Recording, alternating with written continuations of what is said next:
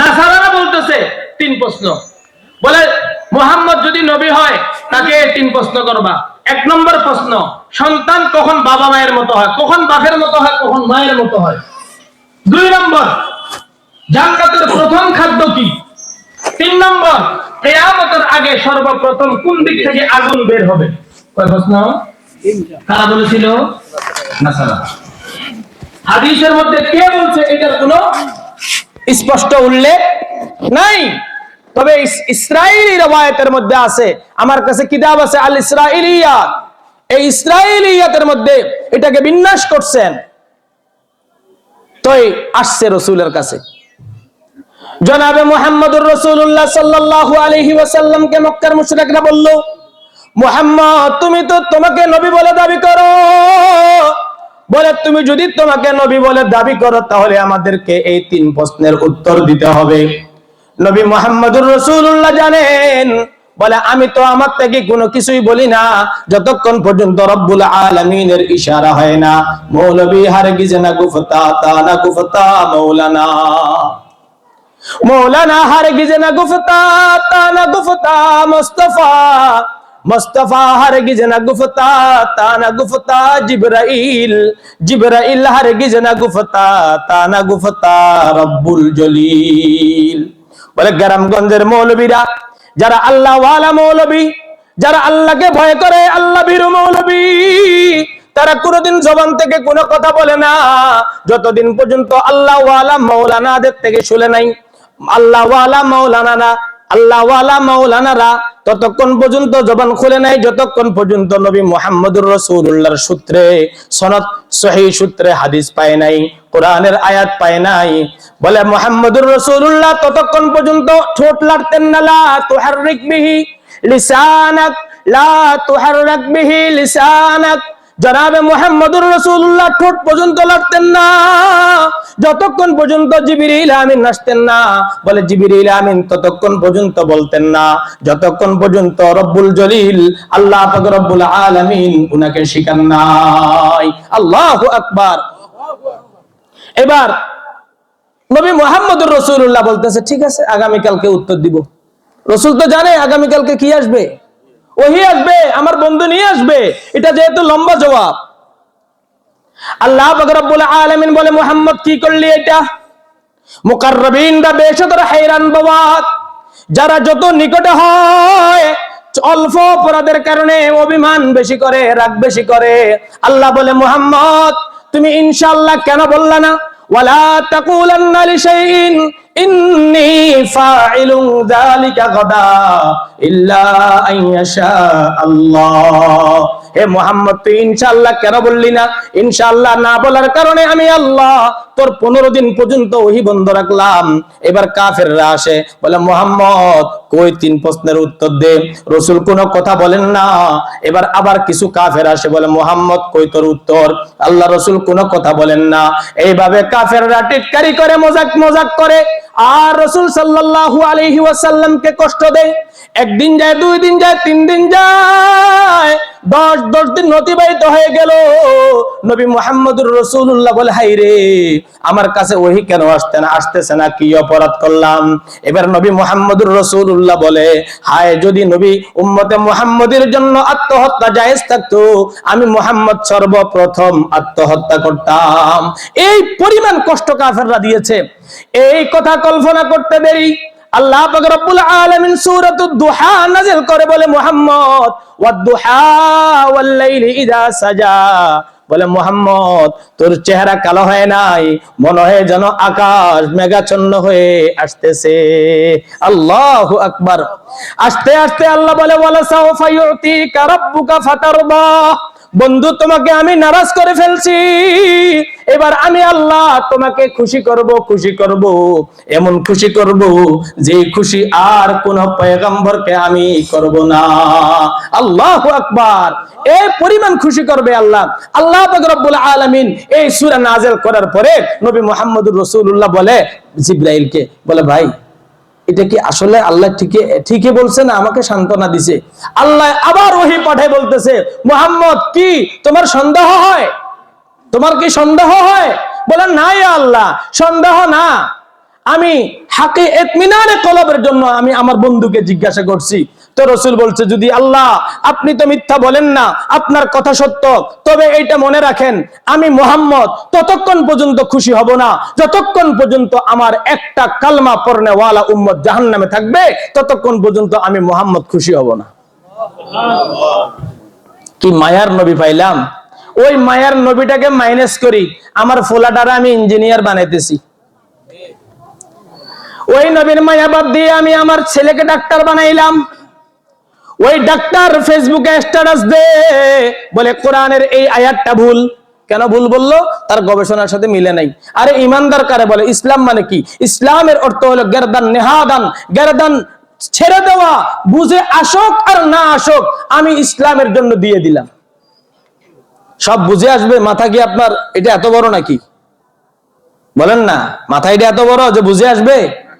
বুঝে নাই মনে হয়। যদি বুঝে আসে তাহলে বলো, এত বড় আসমান খুঁটিবিহীন কেমনে আছে? একটা ঘর, তুই একটা 20-10 ফিটের একটা ঘর খুঁটি ছাড়া রাখি, দেখা দেখি আমাকে, আসমান বাঁধিয়ে দে, পারবে? তো ওটা না পারলে তুমি তোমার গবেষণা তো প্রথমটাই শেষ।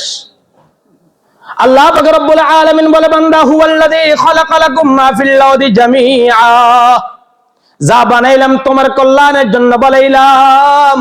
একটু আল্লাহর কুদরতের দিকে তাকাও।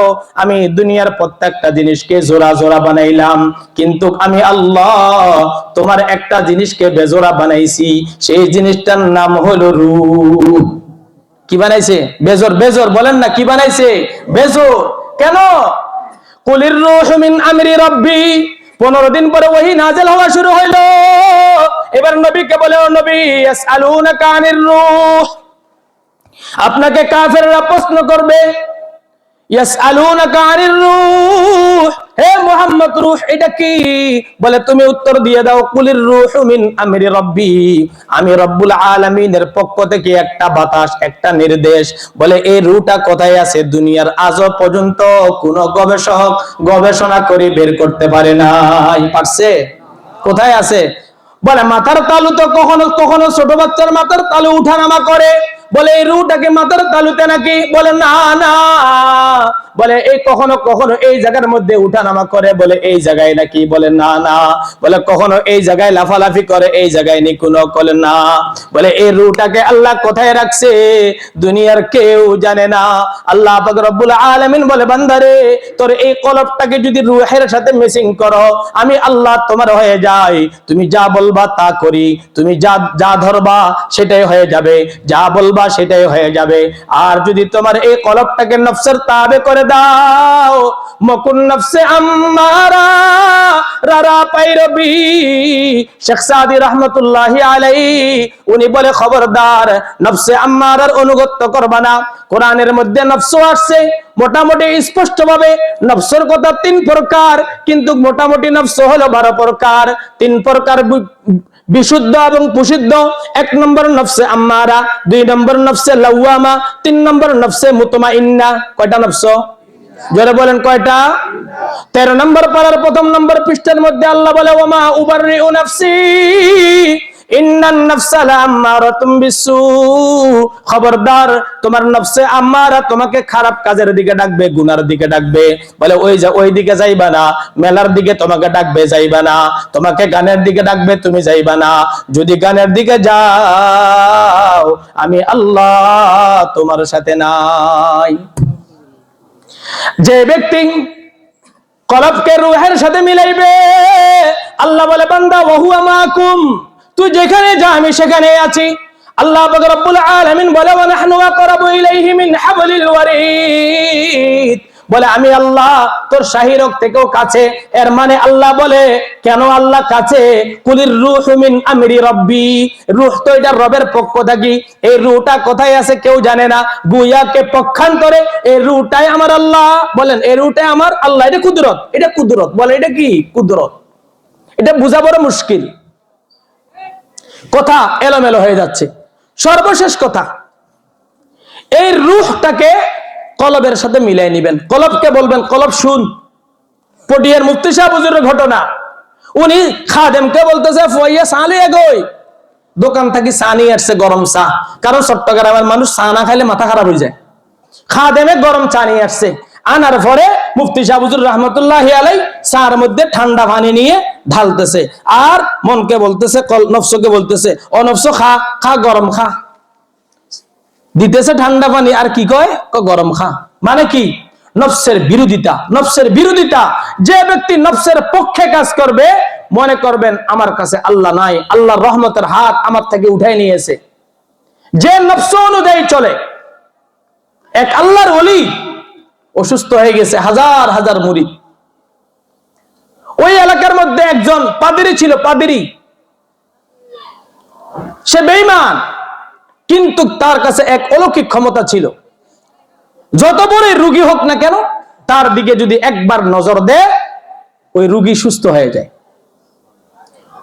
ওই বুজুর্গ একবার বেহুশ হয়, আরেকবার হুশ হয়। মুরিদানরা বলে, হুজুর আপনাকে আমরা ওই বৈদ্যর কাছে, ওই কবিরাজের কাছে, ওই পাদ্রীর কাছে নিয়ে যাব। হুজুর বলে, খবরদার, ওই পাদ্রী বেঈমানের কাছে আমাকে নিবা না, আমি বেঈমান ডাক্তারের কাছে চিকিৎসা করতে চাই না। এই কথাটা বলার পরে হুজুর যখন বেহুশ হয়ে যায়, মুরিদানরা বলে, হাই রে, হুজুর তো কথা বলার পরে বেহুশ হয়ে গেল, এখন হুজুরকে আগে বাঁচাই, জীবন বাঁচা ফরজ, জীবন বাঁচা ফরজ। ফরজ জীবন বাঁচাইতে গিয়ে যদি হারামও খাইতে হয়, জায়েজ আছে। এবার পীর সাহেবের কথা অমান্য করে ওই পাদ্রীর কাছে নিয়ে যায়। পাদ্রী যখন নজর দেয়, সাথে সাথে আল্লাহর ওলি আবার হুঁশ ফিরে আসছে। এবার হুঁশে আসার পরে এবার মুরিদানদেরকে বলে, হাই রে, তোমাদেরকে কি বলবো, রাগ দেখার মতো ভাষা নাই, যেহেতু তোমরা নিয়েই আসছো। এবার পাদ্রীকে বলে, ও পাদ্রী, তুমি যেহেতু আমার দিকে নজর দিয়েই দিছো, তুমি আমার যেহেতু উপকার করে ফেললা, এবার আমিও তোমার একটা উপকার করি। কি কয়? তুমি যেহেতু আমার একটা উপকার করছো, আমি একটা কি করি, উপকার করি। জিজ্ঞাসা করছে আল্লাহর ওলিয়ে পাদ্রীকে, বলে, আচ্ছা তুমি এত বড় এই বিদ্যা কিভাবে শিখলা? বলে, হুজুর আর বলিয়েন না, আমি এই বিদ্যা শিখছি একটা কাজের মাধ্যমে। বল, কাজটা কি? বলে, আমি আমার পুরা জীবন আমি আমার মনের বিরুদ্ধে গিয়েছি। কার বিরুদ্ধে? জোরে বলেন, কার বিরুদ্ধে? মনের বিরুদ্ধে। বলে, মন বলছে সেখানে একটা বেগানা মেয়ে আছে, যা, কেউ নাই ওখানে, তুই গেলে তোকে ছাড়ে দিবে। আমি যাই নাই। মন বলছে মদ খা, আমি খাই নাই।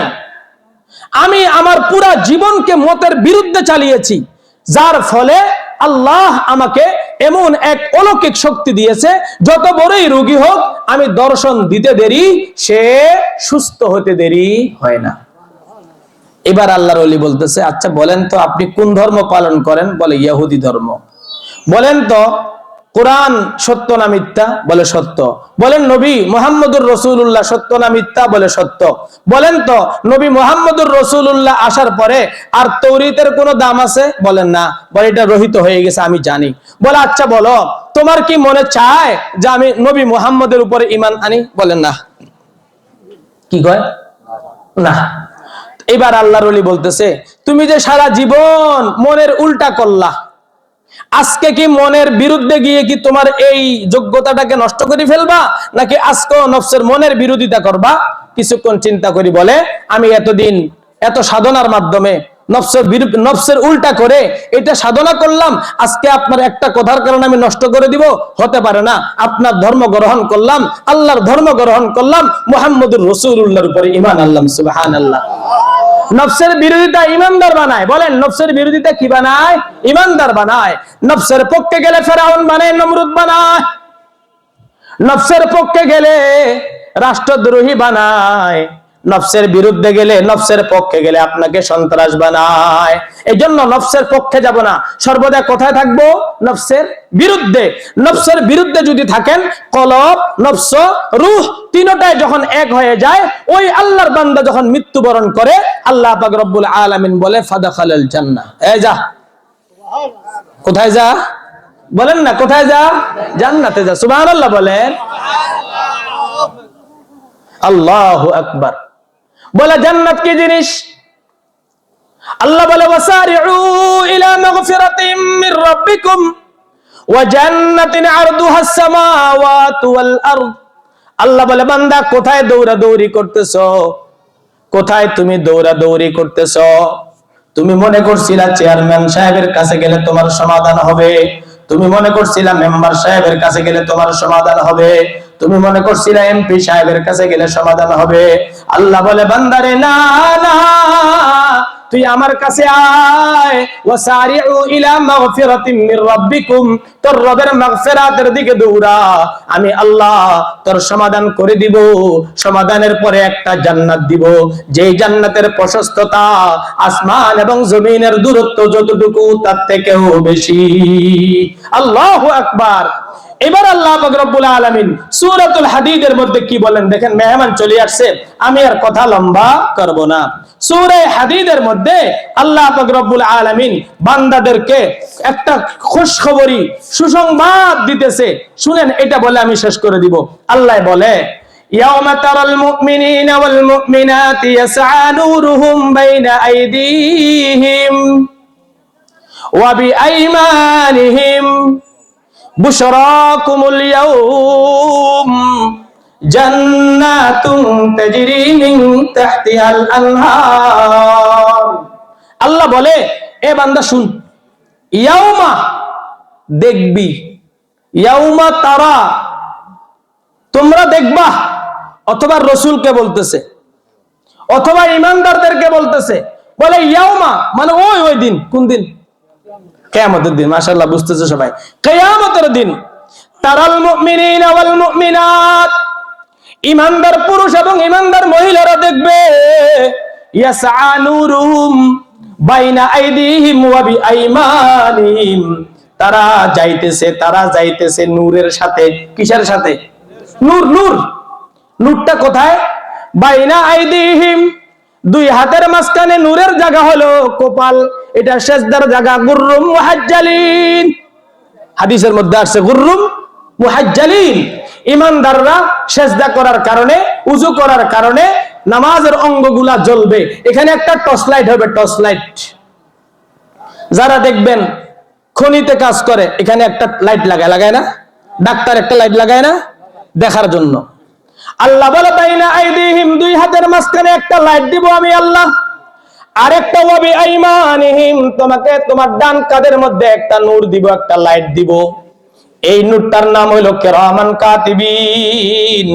দৈনন্দিন এই ফেরেশতাটা বসে বসে আমার নেকগুলা লেখে। বলে এই নেক আমলগুলা একটা লাইটে পরিণত হয়। আর আল্লাহর কুদরতে কদমে যারা সেজদা করে, বলে এই সেজদার আমলটা তার একটা লাইট হয়ে যায়।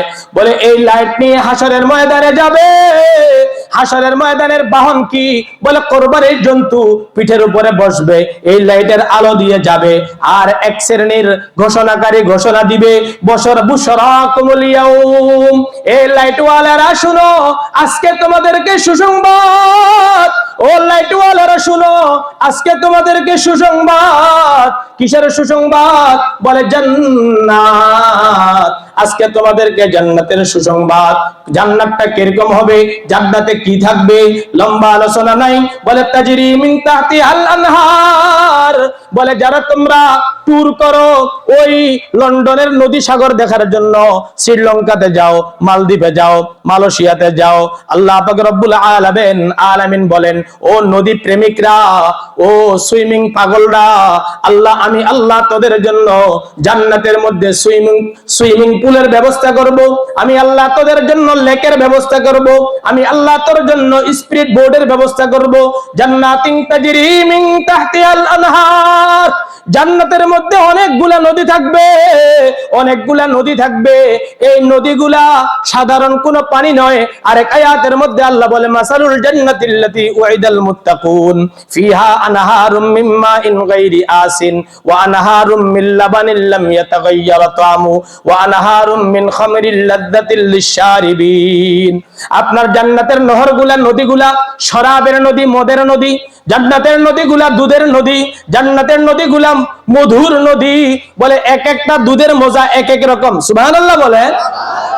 আল্লাহ বলে, আমি তোদের জন্য ওই জান্নাত রাখছি, খালিদিনা ফিহা, ওই জান্নাতের মধ্যে ঢুকবি তো আর কোনোদিন বের হওয়ার কল্পনাও করতে হবে না। আল্লাহু আকবার।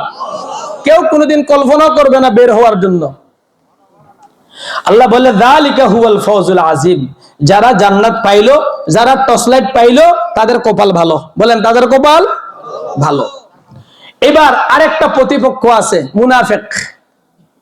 ইয়াউমা ইয়াকুলুল মুনাফিকুনা ওয়াল মুনাফিকাত, এবার মুনাফিকরা বলবে, মুনাফিক পুরুষরা, মুনাফিক মহিলারা, আমাদের মা বোনদের মধ্যে এত মুনাফিক বেশি।